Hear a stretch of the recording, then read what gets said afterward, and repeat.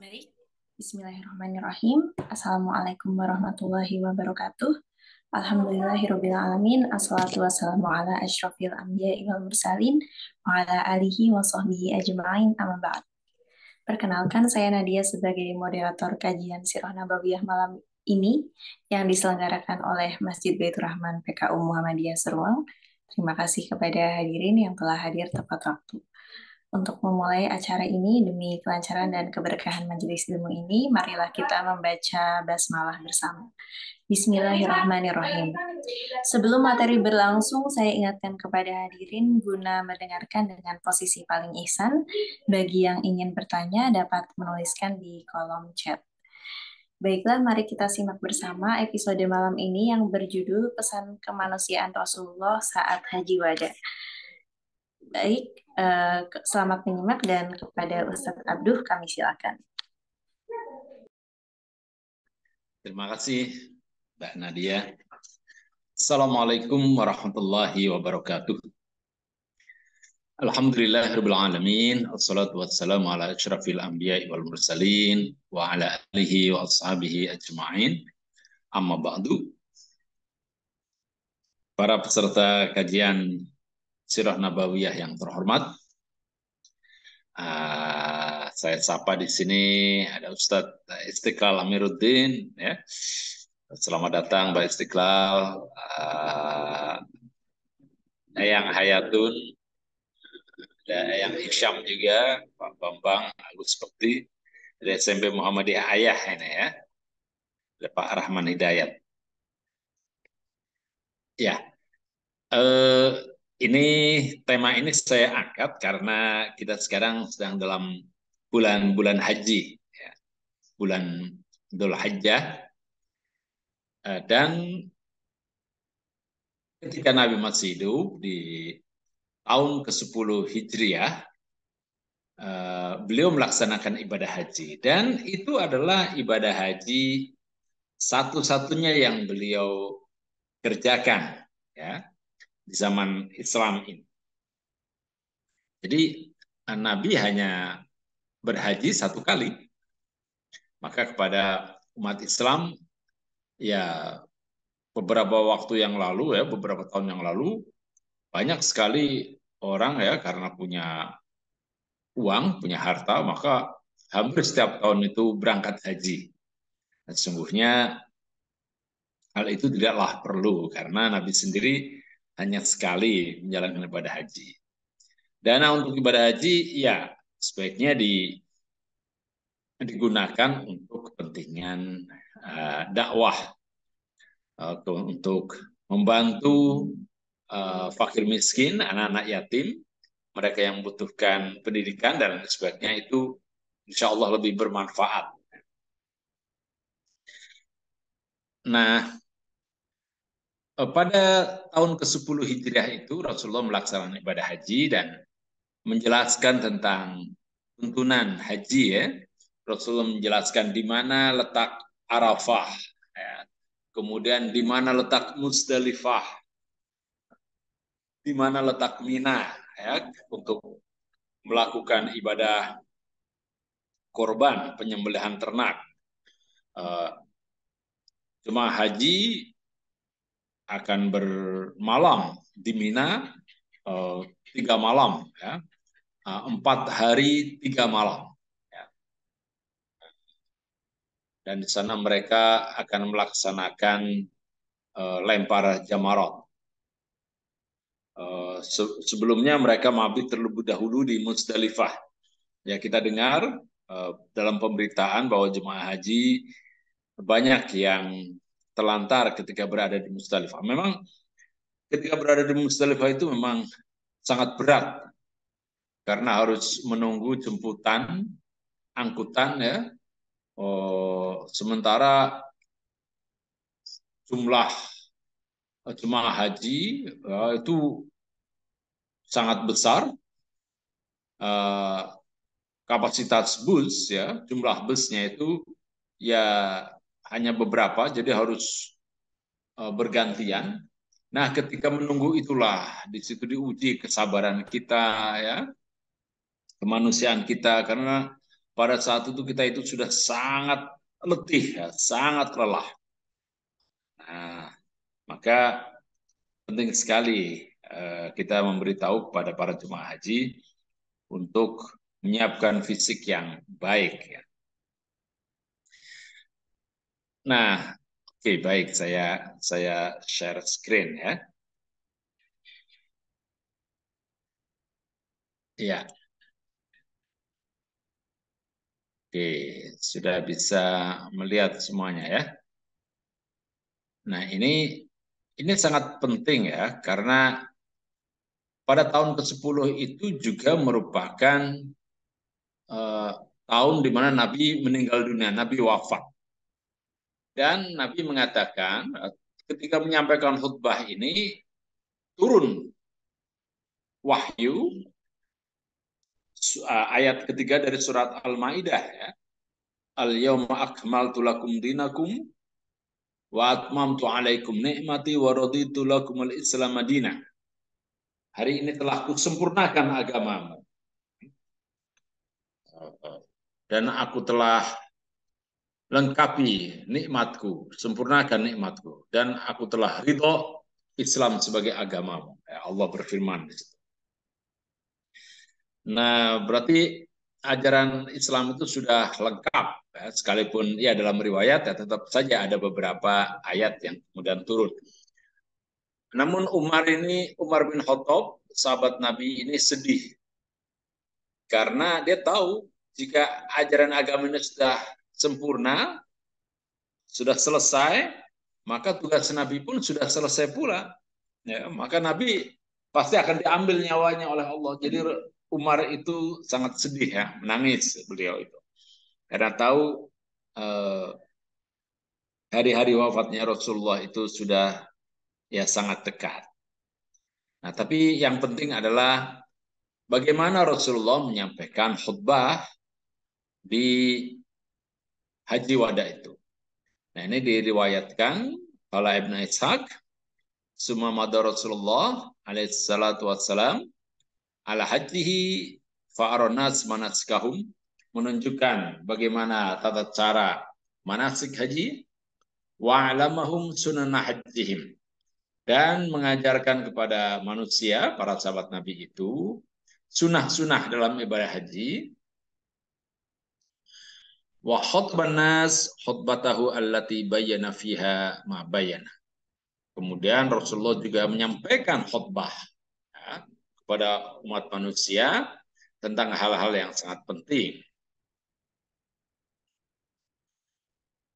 Nah, Rasulullah sebagaimana biasa dalam setiap pidatonya itu pasti mendahului dengan tahmid, dengan pujian kepada Allah. Alhamdulillahirabbil alamin. Ya. Ya, wa asna alaihi sama aja.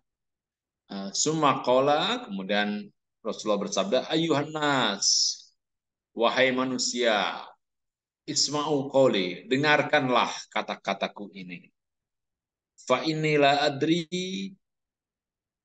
la'alli la alqakum ba'da 'ami hadha bihadzal mawqif abadan. Saya tidak tahu. Kalau sudah tahun ini dalam keadaan seperti ini tidak lagi saya akan bertemu dengan kamu sekalian. Wah, jadi sudah ada tanda-tanda ini bahwa Rasulullah ini ya mungkin beliau merasa kesehatannya itu sudah mulai menurun ya. Sudah mulai menurun, kemudian juga ya banyak hal yang sudah bisa dilakukan oleh para sahabatnya. Jadi Rasulullah sendiri tidak tahu kapan beliau itu akan meninggal, itu akan wafat ya. Itu adalah rahasia Allah. Bahkan Rasulullah sendiri tidak tahu. Jadi Rasulullah dalam hal-hal yang gaib itu sama seperti kita, seperti umatnya. Tidak berarti bahwa Rasulullah itu karena dia Nabi kemudian tahu hal-hal yang gaib. Tidak. Jadi kalau zaman sekarang itu banyak orang yang mengaku mengetahui hal-hal yang gaib, ya ini ya berlebihan. Karena Rasulullah sendiri tidak pernah mengaku mengetahui hal-hal yang gaib. Bahkan apa ya? dengan tentang jin sendiri Rasulullah tidak tahu. Itu kan ayat, ada ayat yang menyampaikan Rasulullah diberitahu bahwa dalam ayat itu bahwa ada sekelompok jin yang mendengarkan Quran dibacakan. Nah, tapi Rasulullah sendiri tidak tahu. Maka kalau ada zaman sekarang, kalau ada orang mengaku, oh di ruangan ini ada orang yang sakit, mbaknya, oh orang sakit ini karena kemasukan jin. Loh, dari mana dia tahu? Oh di ruangannya ada jin 3 itu, pojok ini pojok. Loh, dari mana dia tahu? Itu ya berarti ya dia itu mengatakan sesuatu yang tidak benar. Ya mungkin orang itu mengaku sebagai ustadz atau apa ya, tapi sesungguhnya itu tidak benar karena yang tahu mengetahui tentang hal-hal yang gaib itu hanya Allah. Ya. Kul la ya'lamu ma fis samawati wa fil ardi al-ghaiba illallah. Katakan wahai Muhammad, tidak ada yang tahu, baik yang ada di bumi maupun yang di langit, hal-hal yang gaib kecuali Allah. Jadi makhluk-makhluk langit pun tidak tahu hal-hal yang gaib. Yang tahu itu hanya Allah saja. Nah, jadi Rasulullah ini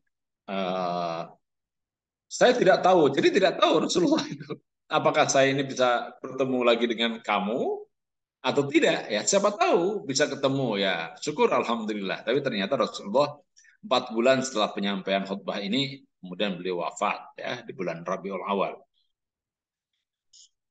Nah, pesan pertama adalah larangan pembunuhan. Ini dia. Ayuhan nas, wahai manusia, inna dima'akum wa amwalakum alaikum haramun ila antal qaw rabbakum. Saudara-saudara, bahwasanya darah kamu dan harta benda kamu sekalian adalah suci buatmu sampai kamu itu bertemu dengan Tuhan. Kahur mati yaumikum hada. Sebagaimana sucinya hari ini, wa kahurmati syahrikum hada. Dan sebagaimana sucinya bulan ini, bulan Dzulhijjah dan di hari itu. Nah, di sini adalah poin yang sangat penting ya. Sebagaimana ayat dalam surat Al-Maidah ya. Min ajli dzalika katabna ala bani Israil annahu man qatala nafsan bighairi nafsin aw fasadin fil ardi fa kana ma qatala an-nasa jami'an. Pembunuhan menurut ajaran agama kita ya, bahkan menurut Taurat, menurut Al-Qur'an ya, siapa yang membunuh satu nyawa, menghilangkan satu nyawa, itu sama saja dia itu menghilangkan seluruh nyawa umat manusia. Waman ahyaha faka'annama ahyan nas saja. Namun jika ada orang yang menghidupi satu nyawa, ya, memberikan kehidupan kepada seseorang, maka seolah-olah dia menghidupi seluruh umat manusia. Nah, jadi tidak boleh main-main. Dan inilah yang ada dalam maqasidus syariah. Mengapa syariah diturunkan oleh Allah? Mengapa Allah menurunkan agama? Pertama adalah hifdzin nafs, untuk menjaga nyawa manusia, agar manusia saling menghormati kehidupan, menghormati nyawa orang lain, tidak boleh membunuh secara sembarangan. Maka ketika para malaikat itu bertanya kepada Allah ya, ketika Allah itu wa idh qala rabbuka lil malaikati inni ja'ilun fil ardi khalifah. Ketika Allah berfirman kepada para malaikat, aku akan menjadikan di atas bumi ini khalifah, pemimpin. Wah, para malaikat bertanya, Ataj'alu fiha ma yufsidu fiha wa yasfiku dima? Apakah engkau akan menjadikan di atas bumi ini mereka-mereka yang akan saling bunuh dan akan merusak? Nah, Allah berfirman, ini a'lamu ma la ta'lamu.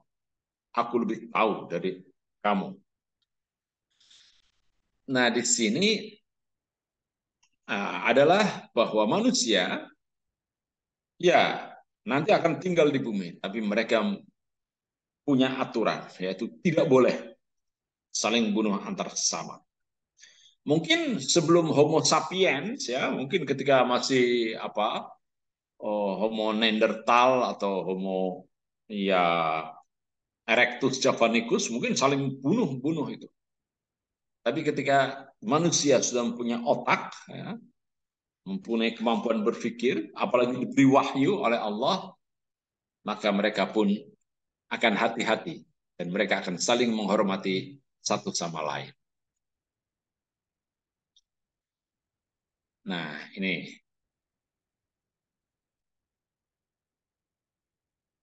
Oh, ini tadi ya, ini ya. Inna dima'akum wa amwalakum. Hartamu juga suci. Nah, juga hifdzul mal. Tidak boleh orang mengambil secara sembarangan harta milik kita. Ya.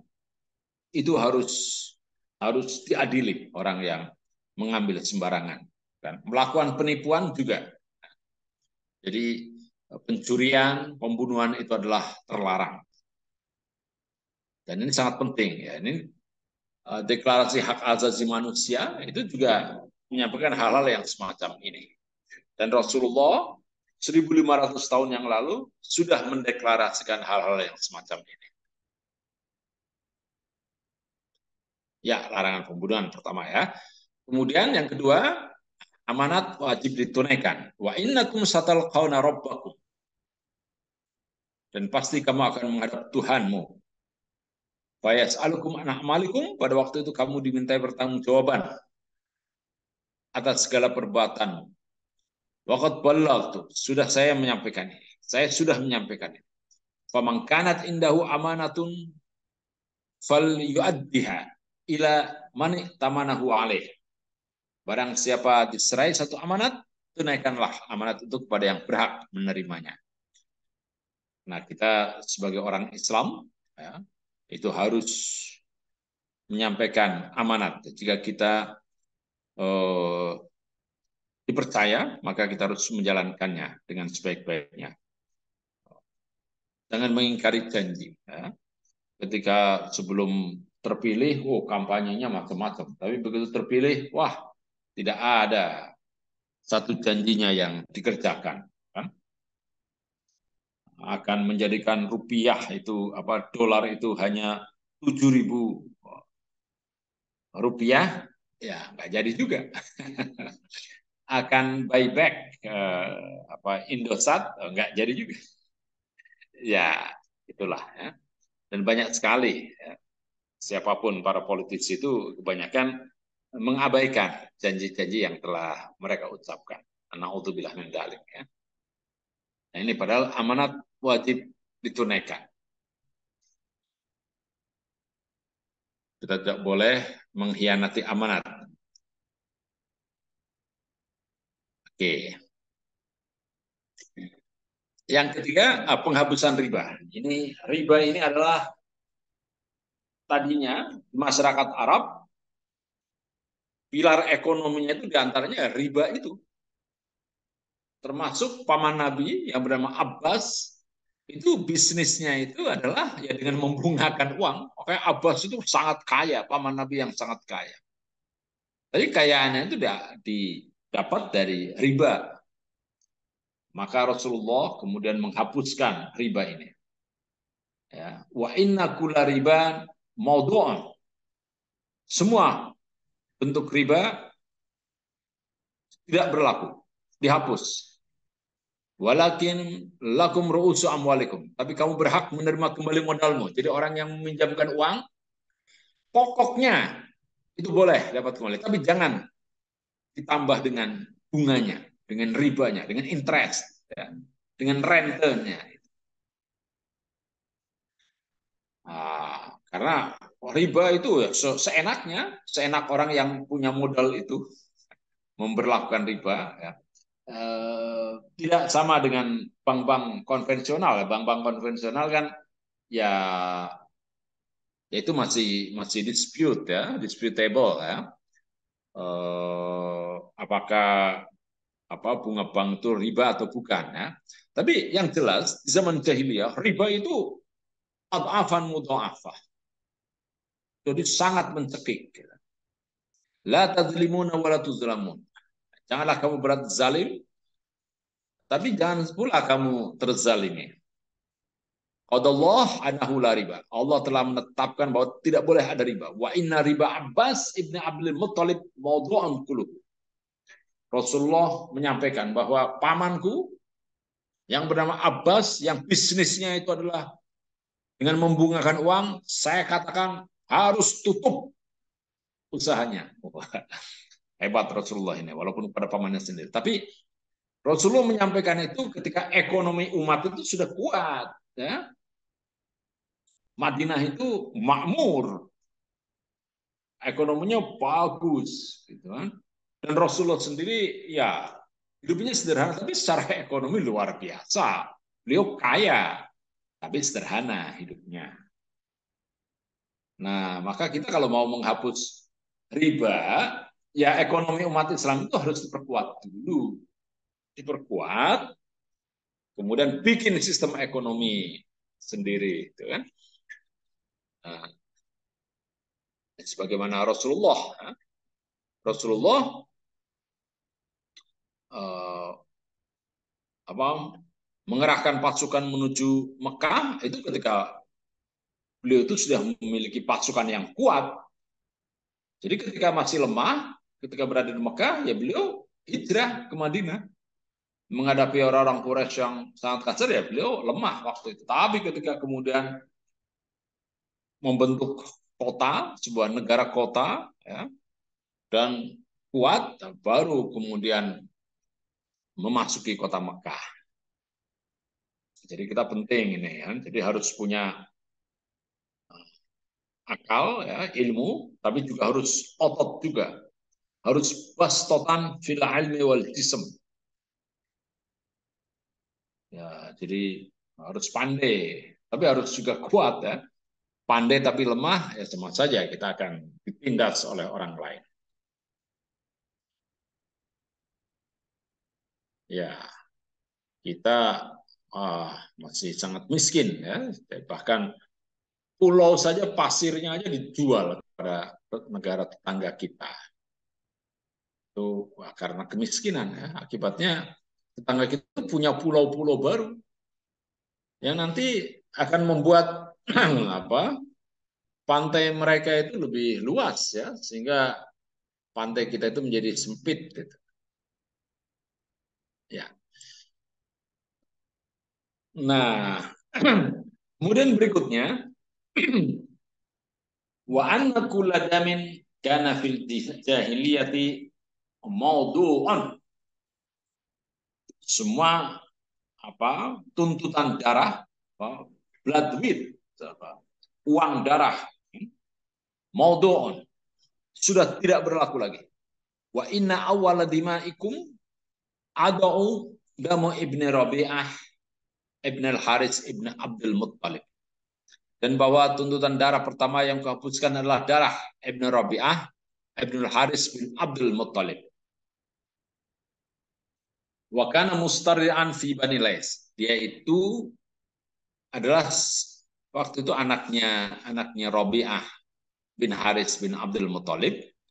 Namanya Adam. Adam Ibn Rabi'ah bin Haris bin Abdul Muttalib. Haris adalah paman Nabi, ya. Anak lelaki pertama dari Abdul Muttalib ini. Nah, dia punya anak namanya Robiah. Jadi Robiah ini cucu Nabi. Anak Robiah Adam, berarti masih keponakan Nabi.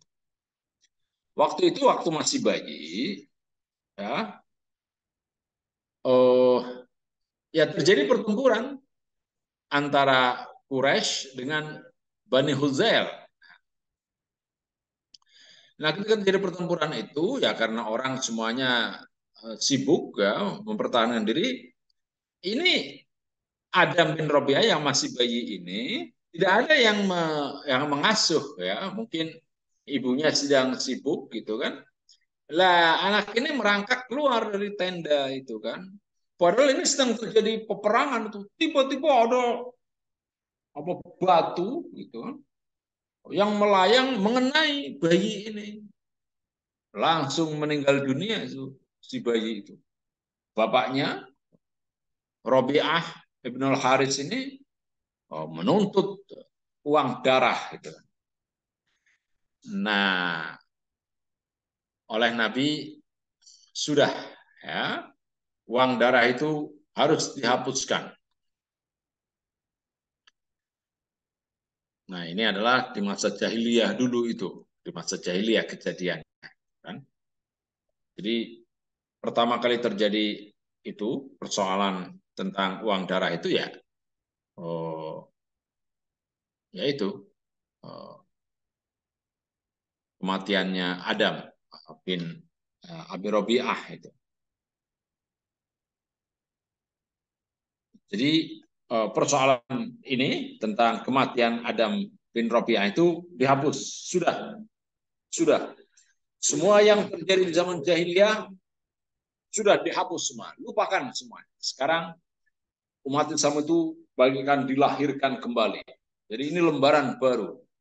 Tidak ada lagi dendam, tidak lagi ada riba dan lain sebagainya. Jadi luar biasa. Ya. Tidak boleh ada pembalasan dendam. Ya sebagaimana di suku-suku tertentu seperti di Madura ya, konon ya, bisa dicek lagi lah.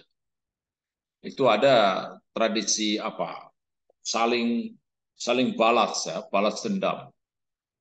Sampai turun temurun begitu. Wah, ini sangat tidak baik ya. Ya, hendaknya semua pihak itu menahan diri.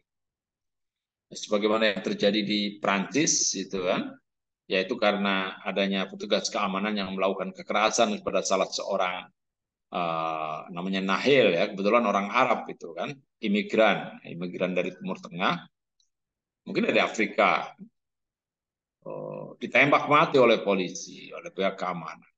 Akibatnya masyarakat protes dan wah, sampai hari ini tetap terjadi kerusuhan di kota Paris. Bahkan melanda apa Swiss juga. Nah, artinya Eropa itu sekarang bukan lagi tempat yang aman. Oke, baik.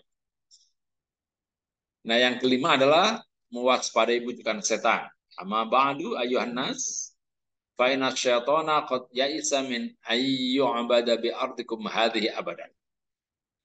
Ini setan ini sudah putus asa ya untuk disembah karena sudah tidak lagi orang yang menyembah setan. Orang semuanya sudah bertauhid.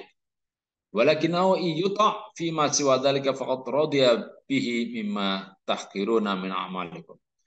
Tapi kalau kamu menurutkan apa kehendak setan, ya akan senanglah ya. Fahdaruhu ala dinukum.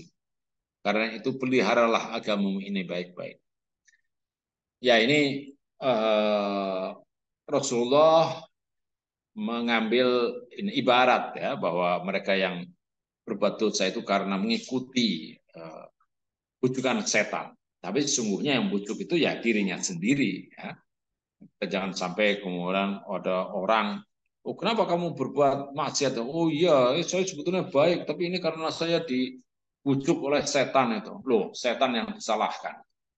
Orang korupsi kayak gitu kan, yang disalahkan setan. Oh iya, saya sebetulnya nggak pengen korupsi, tapi karena ini saya digoda oleh setan itu. Wah, setan disalahkan terus.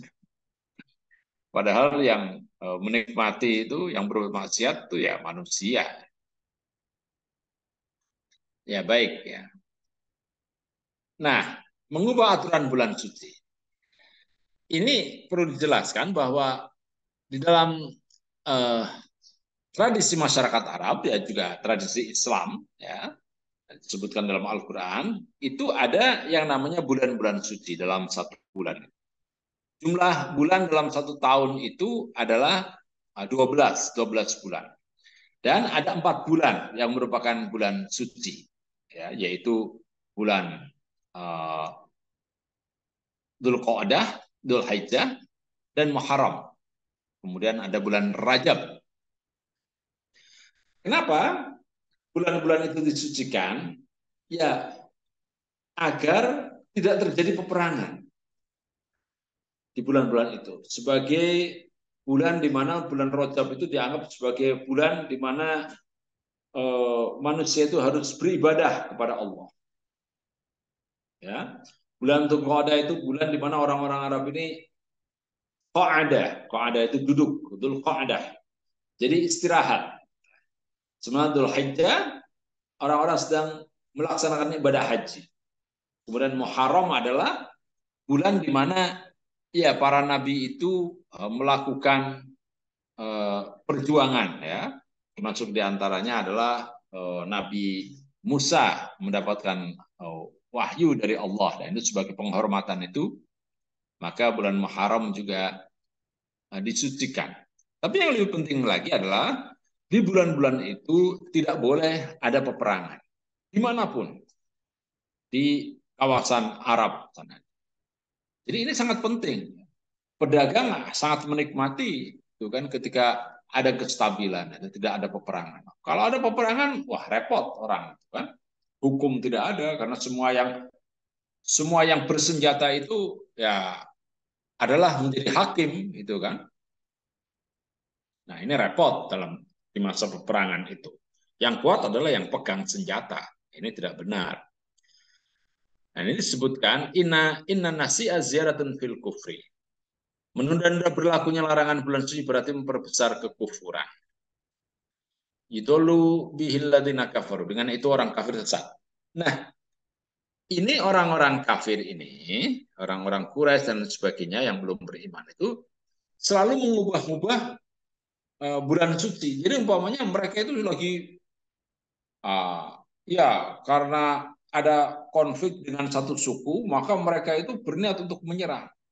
Tapi kemudian mereka diingatkan bahwa oh ini adalah bulan umpamanya bulan Dzulqa'dah itu tidak boleh berperang.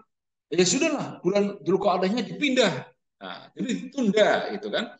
Anggap saja ini bukan bulan Dzulqa'dah. Nanti di bulan lain sajalah kita berhenti berperang. Nah ini jadi selalu seenaknya sendiri gitu membikin-bikin. Nah itulah yang namanya bid'ah itu ya. Nah jadi digeser-geser sendiri. Padahal tujuan dari pensucian bulan-bulan itu adalah agar tidak terjadi peperangan. Tapi mereka tetap melakukan peperangan. Satu tahun mereka langgar, ya yuhilluna aman wa yuharrimunahu aman. Ya, satu tahun mereka melanggar dan kemudian mengharamkan berikutnya liyuwatiu aidata ma haramallah. Ya, untuk disesuaikan dengan yang jumlah yang disucikan oleh Allah. Fa yuhillu ma haramallah wa yuharrimuna ma ahallallah wa inna zamana qad istadara ka hayati yawma khalaqallahu samawati wal ard. Nah, padahal waktu ini jumlah bulan ini sudah ditentukan oleh Allah. Wa inna iddatash syuhuri indallah 12 syahran. Dan sesungguhnya jumlah zaman itu berputar sejak Allah menciptakan langit dan bumi. Jumlah bilangan bulan menurut Allah adalah 12 bulan. 4 bulan di antaranya bulan suci. 3 bulan berturut-turut dan bulan Rajab antara bulan Jumadil Akhir dan Sya'ban. Iya. Nah ini jadi orang-orang kafir itu selalu mengubah-ubah karena tujuan mereka itu adalah agar mereka rencana-rencana mereka itu tidak terhalang karena aturan itu. Rencana apa? Ya untuk berperang itu. Nah ini dilarang oleh Allah. Jadi yang namanya nasi itu ya jadi mereka itu berbuat seenaknya, gitu kan? Karena mereka ingin berperang, padahal ini di bulan suci, maka mereka menunda itu bulannya. Udahlah, kita perang dulu nanti bulan sucinya ya nanti kita cari di tempat di waktu lain. Ya, nah kemudian hak-hak perempuan. Ini sangat penting sekali, terutama tentang hak-hak seorang istri ya. Amma ba'du ayuhan nas, wahai manusia, fa inna lakum 'ala nisaikum haqqan. Nah, sungguhnya istri-istri kamu itu punya hak atas kamu. Jadi ada hak azazi yang dimiliki oleh para istri. Walahunna alaikum haqqan. Tapi kamu juga punya hak atas mereka. Nah, hak kamu atas mereka adalah bagaimana agar istri kamu itu menjaga agar jangan sampai orang yang tidak kamu sukai itu dapat masuk ke dalam rumahmu. Nah, ini kan.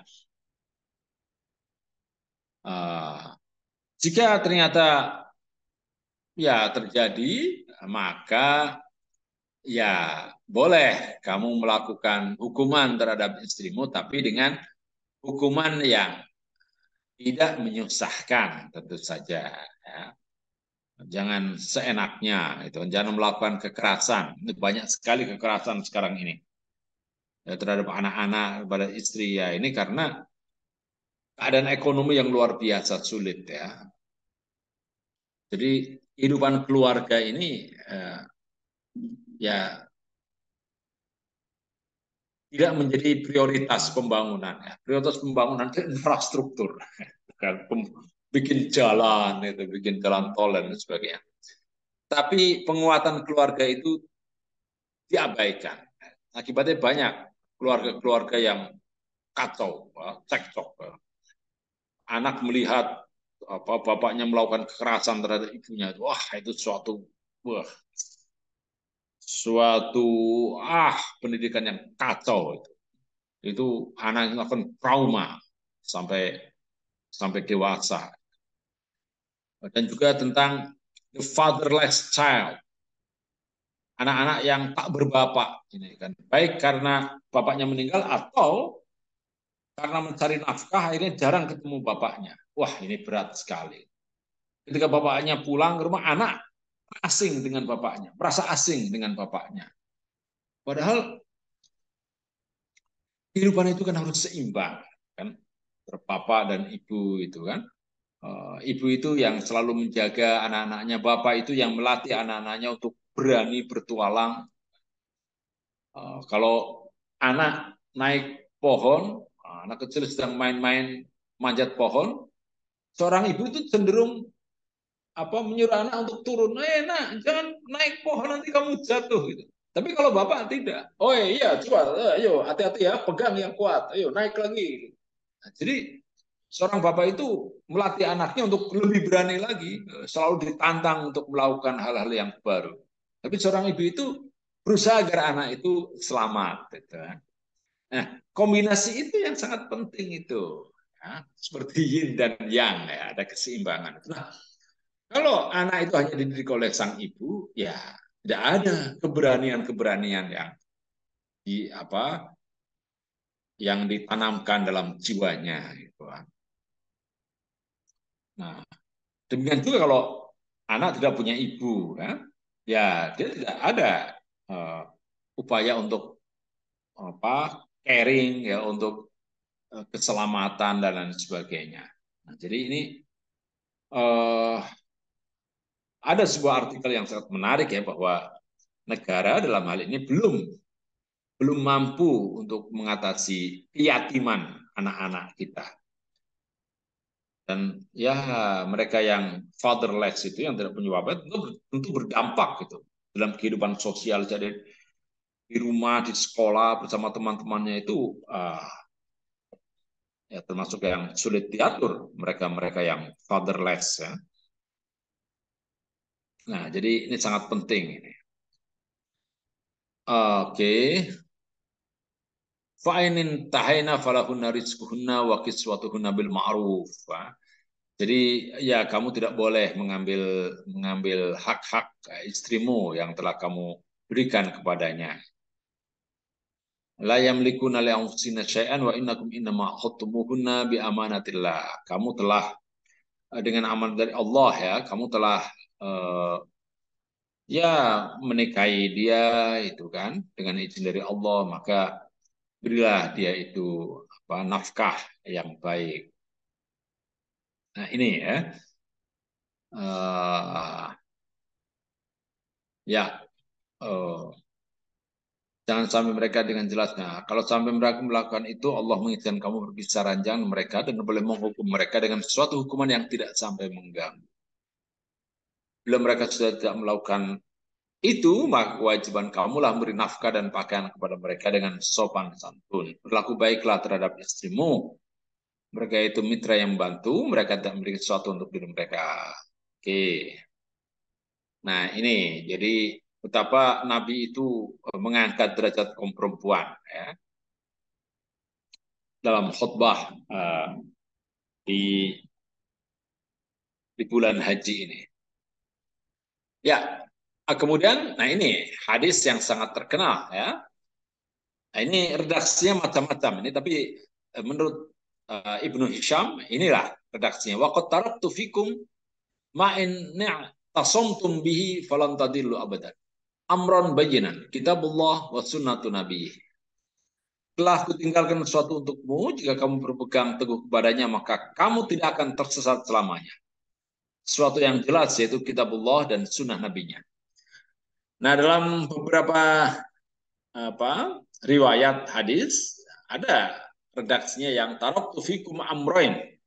Aku meninggalkan untukmu dua perkara. Ma'in tamassaktum bihima lan tadillu abadan. Jika kamu berpegang kepada keduanya, maka kamu tidak akan sesat selamanya. Kitabullah wa sunnatu rasulih. Kitab Allah, yaitu Al-Quran, dan kebiasaan Rasulnya. Jadi sunnah itu adalah kebiasaan. Ya. Kebiasaan Nabi. Ya, jadi, nah ini saya sering, kita itu sejak kecil diajari fikih itu tentang wajib, sunnah, ya. Wajib itu adalah yang kalau dilakukan mendapatkan apa, pahala, kalau tinggalkan mendapat dosa. Ya itu betul. Tapi wajib itu harus dilakukan. Adapun sunnah itu adalah yang biasa dilakukan oleh Nabi. Bukan ya sekarang itu anak-anak kalau tanya apa itu sunnah, sunnah itu kalau dilakukan mendapat pahala, kalau ditinggalkan ya tidak apa-apa, tidak mendapat dosa. Akibatnya mereka sangat sama sekali tidak peduli dengan sunnah kepada sunnah. Ya. Sholat malam ya itu kan sunnah, yang nggak dilakukan juga tidak apa-apa, itu kan. Tidak mendapat dosa kita kan. Apalagi tersenyumnya itu kan sunnah kalau nggak, lo padahal ya ini adalah kebiasaan-kebiasaan Nabi yang harus kita hidupkan, itu kan. Eh, Nabi selalu mengunjungi orang-orang yang miskin, itu kan. Itu artinya sunnah, artinya kebiasaan Nabi yang harus kita lakukan. Bukan lalu kemudian hukumnya apa sih? Sunnah mengunjungi orang fakir miskin itu sunnah, artinya kalau dilakukan ada pahala, kalau tidak dilakukan ya tidak apa-apa. Ya orang akhirnya ya tidak melakukan apa-apa, itu loh. Nah ini yang sangat disayangkan ya dalam kita mengajarkan tentang hukum ya. Bahwa sunnah itu adalah kebiasaan-kebiasaan Nabi ya, yang tercatat dalam hadis-hadisnya. Nah, ini yang sangat tidak dipahami oleh anak sekarang. Ya, saya setiap kali menyampaikan depan mahasiswa, depan orang, pasti jawabannya begitu, gitu kan? Dan ini yang penting, ya kita ini dalam beragama itu rujukan kita itu ya Alkitab dan Sunnah, Quran dan Sunnah, gitu kan? Itu saja titiknya. Dan bagaimana untuk memahami Quran dan Sunnah ini ya menggunakan nalar. Ya kita bisa membandingkan ya, pendapat kita dengan pendapat para ulama. Tapi pendapat para ulama itu tidak mutlak untuk diikuti. Mereka dapat diikuti sepanjang mereka itu sejalan dengan hadis dan sunnah, dengan hadis dan Al-Quran, dengan Alkitab dan sunnah. Nah, itu saja. Jadi jangan sampai ya yang penting yang menyampaikan ini adalah ulama ini kan. Wis lah ora usah takon lah, ulama kan alim lah, mesti apik lah. Nah, itu tidak bisa. Kita harus bertanggung jawab. Nah, ini yang sangat penting dan harus diperhatikan. eh, bahwa kita dalam memahami Alkitab dan memahami Sunnah itu menggunakan nalar. Eh, maka kalau kita membaca tafsir, ya, tafsirnya Rashid Ridho yang merupakan rekaman dari eh, ceramah-ceramahnya Syekh Muhammad Abduh itu, di dalam tafsir Syekh Muhammad Abduh itu jarang ada hadis. Ya, beliau selalu menggunakan nalar, gitu kan? Selalu menggunakan nalar dan beliau itu sangat hormat kepada para pemikir dari kaum Mu'tazilah ya, karena kecemerlangan otak mereka. Nah, ini penting juga kita contoh ya semangat dari Rashid Ridho dan Syekh Muhammad Abduh itu. Oke, baik. Kita dalam beragama ini umat Islam itu jarang menggunakan nalar, menggunakan akal. Oh, selalu saja mereka itu pasti tekstual ya, dan menganggap bahwa akal itu bisa menyesatkan. Memang akal kita ini terbatas, bisa salah. Tapi kan yang penting kita harus punya metodologi, punya SOP ya. Metodenya bagaimana? Gitu kan. Dan kita harus terbuka bahwa kita itu mungkin pendapat kita itu salah kan. Nah, tidak merasa paling benar sendiri ya ini tidak betul itu kan. Ya, oke baik. Kemudian yang sembilan adalah persaudaraan antar umat Islam. Ayuhan nas isma'u qoli wa aqilu ta'allamuna anna kulla muslimin ahun lil muslim. Ya, setiap muslim adalah saudara bagi muslim yang lain. Wa anal muslimin ihwatun. Semua orang Islam bersaudara. Fala yahilu limri'in min ahihi illa ma'atahu an tayyibi nafsi minhu. Ya tidak boleh mengambil harta milik muslim lain kecuali dengan kerelaan hati. Fala tazlimuna anfusakum, jangan kamu saling menzalimi, menyakiti. Ya. Allahumma hal balaghtu. Apakah aku sudah menyampaikan? Nah, ini. Jadi di sini Nabi menyampaikan ya bahwa tidak ada kelebihan orang Arab dari orang non-Arab. Ya. Orang yang berkulit merah ataupun kulit hitam tidak ada kelebihan apa-apa kecuali dengan takwa. Nah, ini penting, gitu kan? Orang Arab itu tidak semuanya apa? Jangan sampai dikatakan semua orang Arab itu adalah cucu Nabi gitu. Wah, itu tidak betul, kan? Tidak betul itu. Boutros Ghali yang mantan sekjen PBB itu ada orang Kristen, kan? Orang Arab dia, orang Mesir. Hanan Ashrawi, pejuang Palestina, dia orang Kristen dia. Edward Said, orang Kristen dia itu, orang Arab. Apakah mereka itu cucu Nabi? Ya tidak semua orang Arab. Ya, dan kita bagaimana memverifikasi siapa cucu Nabi, siapa bukan ya. Tapi yang jelas, tidak adalah orang yang ngaku-ngaku sebagai cucu Rasulullah. Ya, ya tinggal bagaimana perilakunya setiap hari, perbuatannya. Itu yang sangat penting. Ya. Cucu Nabi tentu orang yang sederhana, ya, lemah lembut, dan senang bersedekah, senang berinfak. Ini tentunya. Tidak malah sebaliknya. Ya. Baik. Nah, fatu kiroli ananas qalu Allahumma na'am. Qalu bala, ada yang jawab bala, itu kan. Kemudian disampaikan kepadaku bahwa semua manusia berkata na'am, ya. Faqala Rasulullah sallallahu alaihi wasallam, Allahumma syhad. Maka Rasulullah pun bersabda, ya Allah, saksikanlah bahwa aku telah menyampaikan pesan-pesanmu. Nah, ini sangat oke, sangat penting ya. Dan Nabi ketika menyampaikan khutbah itu di hadapan 100.000 orang. Nah, bagaimana zaman dahulu itu? Zaman dahulu kok bisa berbeda itu hadapan 100.000 orang. padahal tidak ada pengeras suara. Nah, ternyata ada kebiasaan zaman dulu itu orang-orang yang merupakan penyampai, mubalik ya. Jadi kayak Bilal itu. Jadi kalau kita sholat itu selalu itu kan ada imam mengatakan Allahu Akbar, kemudian di belakang itu ada Allahu Akbar, seperti di Masjidil Haram. Ya, jadi seperti itu. Jadi Nabi itu ketika berpidato, Assalamualaikum warahmatullahi wabarakatuh. Nanti ada orang, ini namanya Rabi'ah, ya, Ibnu Umayyah Ibnu Khalaf namanya itu. Jadi dia itu suaranya lantang, kemudian menyampaikan kepada orang banyak. Nanti di tengah kerumunan orang banyak itu ada seorang yang bertugas untuk menyampaikan di belakangnya, saling apa ya berantai menyampaikan pesan-pesan Nabi itu.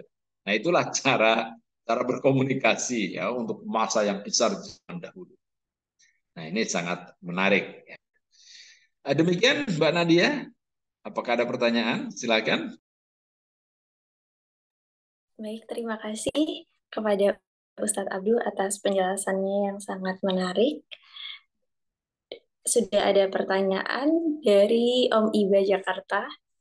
Dalam surat Al-Baqarah ayat 30, bagaimana malaikat sudah tahu bahwa manusia bakal bikin kerumitan di dunia. Padahal belum ada model manusia. Terima kasih. Silakan. Terima kasih Mas Iba ya. Ya, ini dikatakan bahwa dalam ayat itu wa idz qala rabbuka lil malaikati inni ja'ilun fil ardi khalifah qalu ataj'alu fiha ma yufsidu fiha wa yasfiku dima. Ya. Jadi ketika Allah berfirman kepada para malaikat, aku akan menjadikan pemimpin khalifah di atas bumi. Malaikat kok mengatakan engkau akan menciptakan makhluk-makhluk yang nantinya akan saling bunuh, ya, merusak dan saling menumpahkan darah. Padahal kami ini ya sudah mensucikan engkau dan memuji engkau. Nusabbihu bihamdi rabbika wa nuqaddisu lak, ya, mensucikan engkau. Nah, kita ini bisa terbantu ini dengan teori evolusi, ya, teori evolusi ya yang ya untuk pertama kalinya dulu, bukan pertama kalinya ya, bahkan Ibnu Khaldun pun itu menjelaskan tentang evolusi alam semesta itu. Nah, tapi di antara teori-teori evolusi itu ada teori evolusi Darwin. Ya. Bukan dia satu-satunya tokoh evolusi, tapi Darwin ini sangat menarik dalam menjelaskan, ya, menjelaskan bagaimana seekor kura-kura di ya ada kura-kura di sebuah kepulauan ya di Galapagos itu.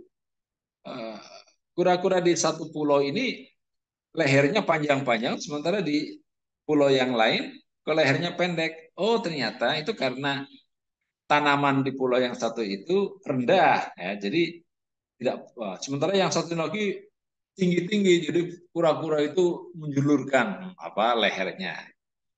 Nah, seperti itu. Nah, ini kalau dalam teori evolusi itu kan ada tahapan manusia itu ada Homo erectus ya, kemudian ya kemudian ada Homo neanderthal, kemudian yang sekarang ini terakhir ini adalah Homo sapiens. Kita inilah Homo sapiens. Nah, Adam itu adalah Homo sapiens. Bisa kita katakan Adam itu adalah Homo sapiens ya, sama dengan kita kita ini makhluk yang berpikir. Sementara yang dikatakan oleh malaikat itu adalah ya Homo neanderthal atau Homo sebelumnya itu yang saling mereka untuk survive itu saling membunuh gitu. Jadi kalau ada orang membawa makanan, saya sedang lapar butuh makan, maka saya bunuh orang itu, saya makan, dan itu tidak ada hukum. Sementara dalam Homo sapiens itu tidak, manusia malah bisa bekerja sama walaupun kepada orang yang tidak dikenal, dan kemudian tahu tentang mana yang baik, mana yang buruk ya. Jadi Homo sapiens itu diberi oleh Allah itu karunia akal itu. Ini Adam itu adalah Homo sapiens itu. Nah, sehingga malaikat tahu bahwa sebelum ada Homo sapiens ini, sebelum ada manusia modern, manusia kita sekarang ini, makhluk-makhluk yang ya sejenis dengan manusia itu memang saling membunuh itu dan sangat mengerikan. Nah, jadi eh, sepertinya dari teori ya itu ya arkeologi eh, apa eh, arkeologi ragawi ya itu namanya apa itu ilmu apa itu kan. Nah, itu bisa untuk menjelaskan eh, tentang surat Al-Baqarah ayat 30 ini ya bahwa kok ini malaikat sudah tahu ya karena sebelum Homo sapiens itu ada manusia-manusia yang lain kan yang tidak memiliki kemampuan berpikir menimbang baik dan buruk sementara Homo sapiens itu sangat mampu dan Homo sapiens ini bisa bekerja sama bahkan dengan orang-orang yang tidak dikenal ya. Kita ini ya itu kan bisa ketemu orang orang yang tidak kita kenal tapi kita bisa saling bekerja sama. Nah, inilah kelebihan dari manusia keturunan Adam atau yang disebut dengan Homo sapiens itu. Kira-kira begitu, Mas Iba ya. Oke,